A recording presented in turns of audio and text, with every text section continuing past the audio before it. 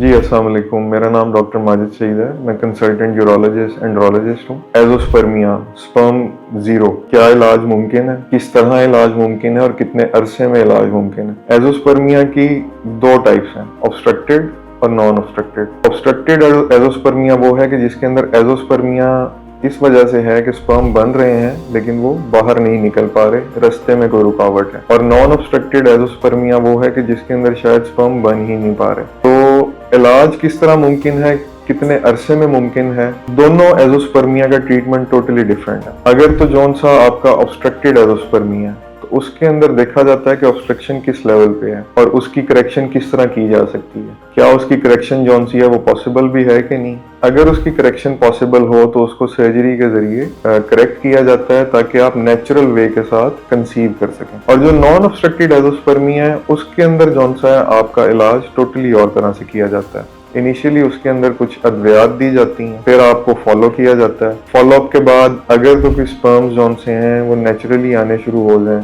तो उसको और तरह लेके चला जाता है। अगर ना आ रहे हों तो फिर उसके अंदर माइक्रो टीजी किया जाता है। उसके अंदर देखा जाता है कि किस जगह पे आपको कुछ स्पर्म्स मिल सकते हैं। उन ट्यूब्यूल्स को उठा लिया जाता है, उनको प्रिजर्व कर लिया जाता है और उसको फिर आर्टिफिशियल रिप्रोडक्टिव मेथड्स के जरिए फर्दर यूज किया जाता है। तो टाइटल जौन सा इसमें मैं आपको ये बताना चाहूंगा जो मैं कह रहा था कि इलाज किस तरह मुमकिन है, कितने अरसे में मुमकिन है और क्या खर्चा है। तो ये सारी बातें हमसे पूछी जाती हैं। पेशेंट का पहला सवाल ही ये होता है, जब भी बातचीत शुरू होती है तो अपना नाम बताने से पहले भी पेशेंट कहता है कि डॉक्टर साहब मुझे एजोस्पर्मिया है, आप कुछ कर सकते हैं तो मैं आपके पास आ जाता हूँ। तो मेरे भाई मैं सिर्फ आपको ये गाइड करना चाहूंगा कि जब तक आपसे मिल ना लिया जाए, आपकी हिस्ट्री ना ले ली जाए, आपको एग्जामिन ना कर लिया जाए, आपकी रिपोर्ट्स ना देख ली जाए, इन सारी चीज़ों को जब तक मिला ना लिया जाए तो आपके सवालों के जवाब देना हमारे लिए बड़ा मुश्किल होता है। तो काइंडली इस इम्तिहान में हमें मत डाला करें।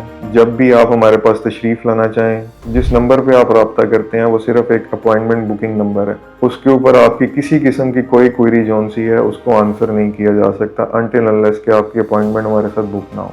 और इसको अपने लिए भी आप टाइम सेविंग के तौर पे एक एडवाइस के तौर पे इस्तेमाल करें और काइंडली हमारे ऊपर भी इसको एज अ बर्डन ना डालें कि आप सलाम दुआ से भी पहले हमें अपनी चीज़ें फॉरवर्ड कर देते हैं मेरी टीम को और कहते हैं कि इसको जमा तफरीक करके तो मुझे बताओ कि आउटकम क्या है। वो मेरी टीम के बस का काम नहीं है। तो अगर खुदा न खास्ता एजोस्पर्मिया को आप फेस कर रहे हैं और इस मसले में दो चार हैं, नीचे दिए गए नंबर पर मुझसे रब्ता करें और मेरी प्रेफरेंस यही होगी कि आके मुझसे क्लिनिक में मुलाकात करें। बहुत शुक्रिया।